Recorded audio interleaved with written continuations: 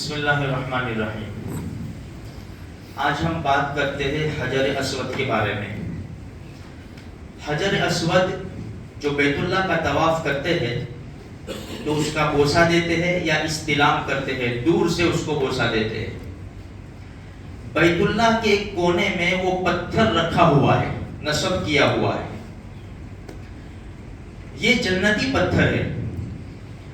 آدم علیہ نبینا علیہ الصلوۃ والتسلیم جب جنت سے تشریف لائے تو یہ پتھر لے کر آئے تھے۔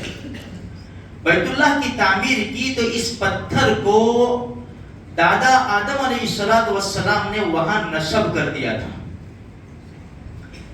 جب نوح علیہ الصلوۃ والسلام کی قوم کے اوپر طوفان آیا، بیت اللہ کو آسمانوں پر اٹھایا گیا، فرشتوں نے یہ پتھر جبل ابو قبیس میں چھپا دیا تھا، برسوں وہاں رہا۔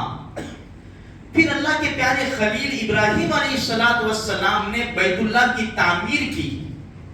جبریل تشریف لائے اور اللہ کے خلیل کو بتایا کہ پتھر یہاں ہے، وہاں سے نکالا اور پھر حجر اسود کو اس کی جگہ کے اوپر رکھا گیا۔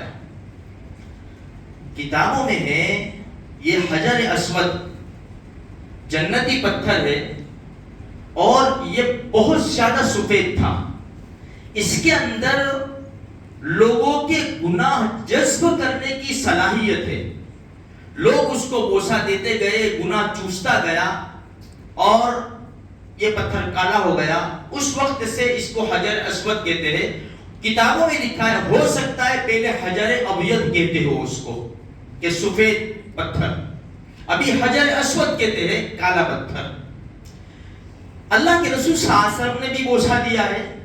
عمر ابن خطاب رضی اللہ تعالیٰ عنہ نے جب بوسہ دیا تو یوں کہا، اے حجر اسود مجھے معلوم ہے کہ تو ایک پتھر ہے، نہ نفع کا مالک ہے نہ نقصان کا مالک ہے۔ اگر میں نے اپنے نبی کو تجھے بوسہ دیے ہوئے نہ دیکھتا تو میں بھی بوسہ نہ دیتا۔ میں نے اپنے نبی کو دیکھا ہے، تجھے بوسہ دیتے ہوئے میں بوسہ دے رہا ہوں۔ اچھا، آگے عجیب بات یہ ہے کہ جس طرح انسانوں پر حالات آتے ہیں نا، اور دنیا کی قیمتی چیزوں پر بڑے حالات آتے ہیں، بھئی چور وہیں گھستے ہیں جہاں خزانہ ہو۔ جہاں خزانہ نہیں ہے وہاں چور کیوں گھسیں گے؟ بھئی یہ حجر اسود ہے، بڑا قیمتی جنتی پتھر، اور مقام ابراہیم ہے۔ حدیث میں ہے یہ دونوں یاقوت ہے جنت کے یاقوتوں میں سے۔ مقام ابراہیم جو ابراہیم علیہ السلام کے پاؤں مبارک کے نشانات ہے، یا حقیقت میں بیت اللہ سے لگا ہوا تھا، اس کو بعد میں دور کیا مقام ابراہیم کو۔ ابراہیم علیہ السلام جیسے جیسے بیت اللہ کی تعمیر کرتے تھے یہ پتھر اونچا ہوتا جاتا تھا، جنتی پتھر۔ تو یہ دو پتھر جو ہے وہ جنتی ہے، یاقوت ہے جنت کے۔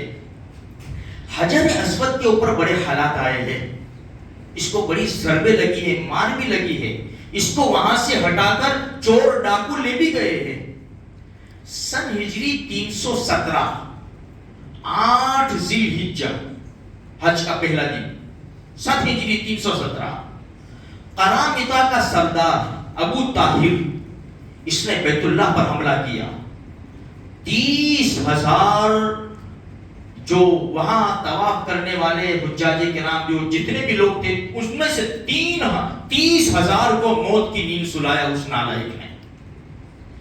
اور اس کے حکم سے ایک آدمی نے گداز ماری، حجر اسود باہر آیا، ٹوٹا۔ ابھی بھی آپ دیکھو تو ٹوٹے ہوئے اس کے نشان ہیں۔ یہ اس کو اٹھا کر لے گئے یمن، سن ہجری 317 میں 22 سال یمن رہا یہ پتھر، بیت اللہ سے 22 سال جدا رہا میرے بھائی، 22 سال جدا رہا۔ پھر مکہ والوں نے زور دیا، ابو طاہر وغیرہ جو بھی سردار تھا ان کو، کہ بھائی ہمارا پتھر واپس دو۔ تو انہوں نے ایسا کہا کہ بھائی تمہارا جو پتھر ہے ہمارے پتھروں میں مکس ہو گیا، جاؤ تم لے لو، جاؤ تم کو جیسا ٹھیک لگے ایسا چن لو وہاں سے، ہمارے پتھروں میں مکس ہو گیا، یا تو کوئی نشانی بتاؤ اور لے جاؤ پھر۔ تو یہ سب علماء کے پاس آئے کہ بھائی وہ ایسا کہہ رہے کہ ہو سکتا ہے انہوں نے ایسے پتھر جمع کیے ہو اور حجر اسود کو اس میں ڈال دیا ہو۔ علماء نے فرمایا اس سے کہو کہ حجر اسود کی نشانی یہ ہے کہ سارے پتھر جس کو تم نے مکس کر دیا ہے پتھروں میں حجر اسود کو، وہ سارے پتھر آگ میں ڈال دو، سارے پتھر پگھل جائیں گے، نقصان ہوگا، اور جو حجر اسود ہوگا اس کو کچھ نقصان نہیں ہوگا۔ علماء کی بتائی ہوئی ترتیب پر یہ بات کہی گئی۔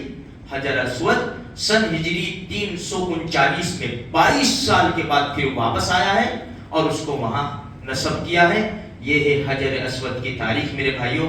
اللہ ہم سب کو بار بار بوسہ دینے کی، استلام کرنے کی توفیق نصیب فرماوے، اور جتنے بھی لاکھوں حجاج کرام ابھی بوسہ دے رہے، استلام کر رہے، اللہ سب کے حق میں منظور و مقبول فرمائے۔ آمین۔